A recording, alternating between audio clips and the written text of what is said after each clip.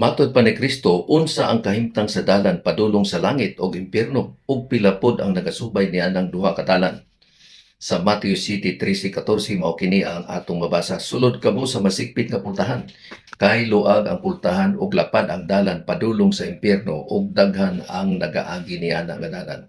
Apan masikpit ang pultahan ug lisod ang dalan padulong sa kinabuhi nga walay katapusan ug gamay lang ang nagasubay niana nga dalan. Higala, ayaw kumpiyansa. Dili popular o sayon ang dalan padulong sa kinabuhi. Og nasipyat ka kung ikaw nagtuo nga naa ka sa tama nga dalan. Kay daghan mo o popular ang imong pundok. Sa kaluwasan, dili mo apply ang popularity o majority rules.